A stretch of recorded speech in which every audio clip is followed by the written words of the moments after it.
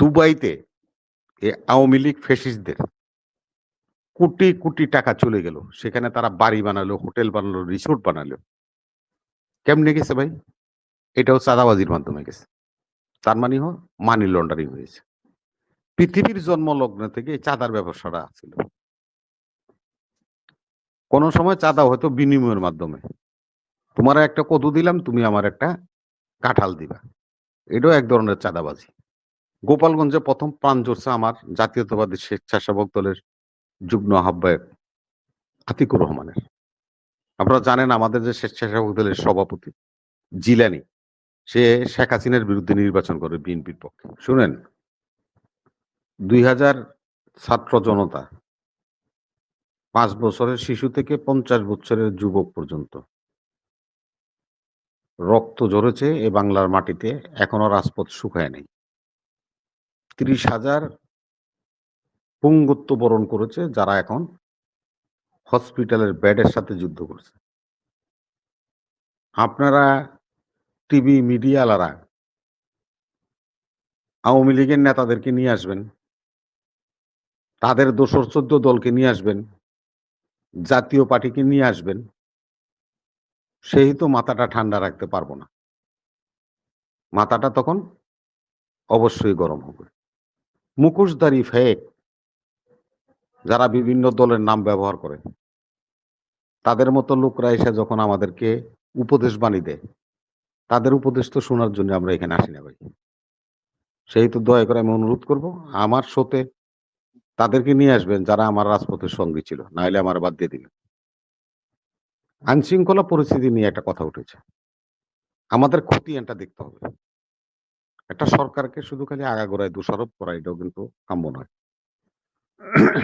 সেটা হলো ৯০,০০০ পুলিশ এবং তাদের কর্মকর্তারা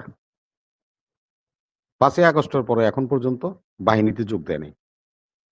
আমাদের বাহিনীতে লোকবল স্বল্পতা আছে, যার কারণে এখনো পূর্ণদমে আমাদের বাহিনীগুলি কাজ শুরু করতে পারেনি।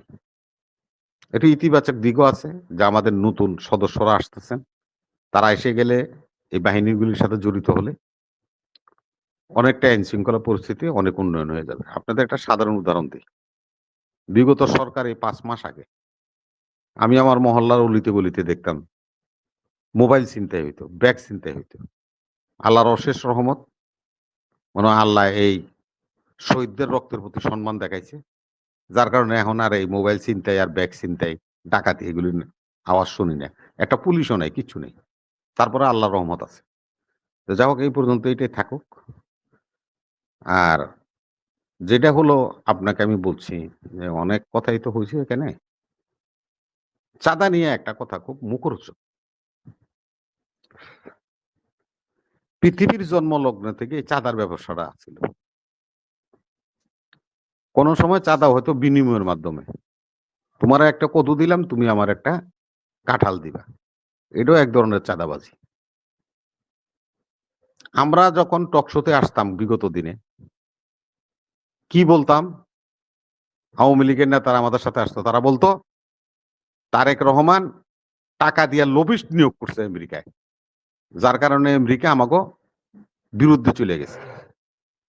এখন আমরা যখন টকশোতে আসি, আমরা কি বলি?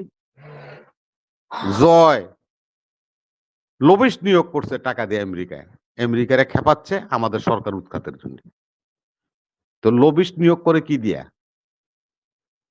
আপনি আমার যেরকম ডাকছেন এরকম বিনা পয়সায় না, লবিস্ট নিয়োগ করতে হলে পয়সা লাগে। এটাও একটা চাঁদাবাজি, ওয়ান কাইন্ডস অফ চাঁদাবাজি। আমরা আরেকটা প্রমাণ দিয়ে দেবি। কলিমুল্লাহ ভাই হাসতেছে তো। আমার বন্ধু বান্ধবরা, আমার আত্মীয় স্বজনরা ইটালিতে থাকে। ওরা আমাদের দেশের থেকে যে আমাদের গ্রামীণ বিভিন্ন কুটির শিল্পের জিনিসপত্র আছে না, এগুলো নিয়ে যায় বা ওদের জন্য আমরা পাঠাই। তা আমিও একজন, ও বাড়িতে আসছে পর আমি জিজ্ঞাসা করলাম যে তুমি এগুলি নিয়ে কিভাবে কি করো? বলে যে এগুলি যখন সামারে, যখন নাকি আপনার ওই সমুদ্র সৈকতে ওদের লোকজনরা বেড়াইতে আসে, যে ছুটি থাকে ১ মাস, তখন আমরা এগুলি ওখানে বিক্রি করি। তা আমি বিক্রি করবো, সেখানে তো পুলিশ খুব আমাদের দেশের মতো পুলিশ না, খুব কড়া পুলিশ। এটা কি মেইনটেইন করো কেমন? ওইখানে ডন আছে। ডনরা পুলিশ প্রশাসন এগুলির সব কন্ট্রোল করে, ওদেরকে আমরা একটা পার্সেন্টেজ দিই, সেই তো আমাদের কোনো অসুবিধা হয় না। ইটালিতে ডন আছে, বাংলাদেশেও চাঁদাবাজ আছে, দুবাইতে আওয়ামী লীগ ফ্যাসিস্টদের কোটি কোটি টাকা চলে গেল, সেখানে তারা বাড়ি বানালো, হোটেল বানালো, রিসোর্ট বানালো। কেমনে গেছে ভাই? এটাও চাঁদাবাজির মাধ্যমে গেছে। তার মানে মানি লন্ডারিং হয়েছে, ফন্ডি হয়েছে, যোগে যোগে ছিল, যোগে যোগে থাকবে। এর মধ্যে পার্থক্যটা হলো আপনি 100% জিরোতে নিয়ে আসতে পারবেন।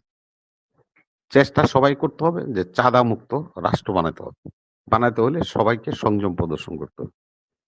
আমরা আমাদের বিরুদ্ধে যারা অভিযোগ করেছে, যতটুকু সম্ভব আমাদের দলের চেয়ারম্যান তারেক রহমান সাহেব জানেন, আমাদের বহু সিনিয়র নেতাদেরকে দল থেকে বহিষ্কার করে দিচ্ছে। এখন বহিষ্কার পদ্ধতি এখনো অব্যাহত আছে। আমার কাছে দাবিটা কি থাকতে পারে? আপনারা অ্যাকশন নিচ্ছেন কিনা?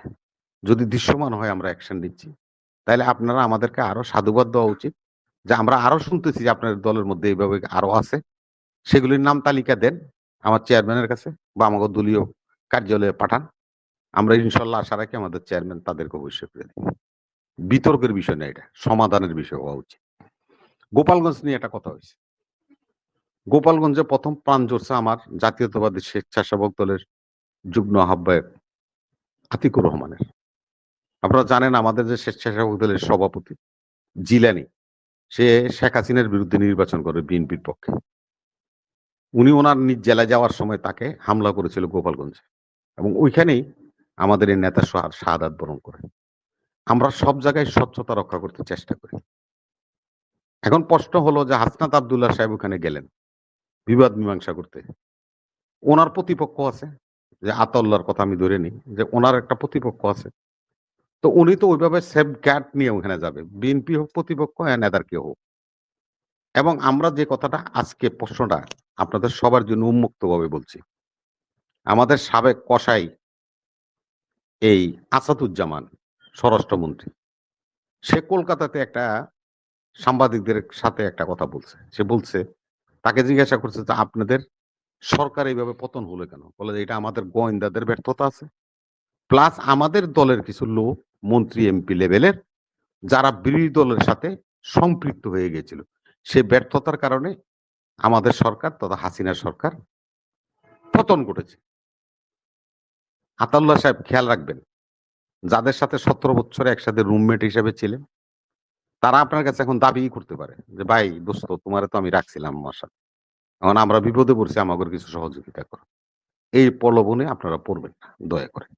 এখান থেকে যদি আপনারা বিশুদ্ধ হয়ে বাইরে হয়ে আসতে পারেন, তাইলে এটা সবার জন্য মঙ্গল হবে।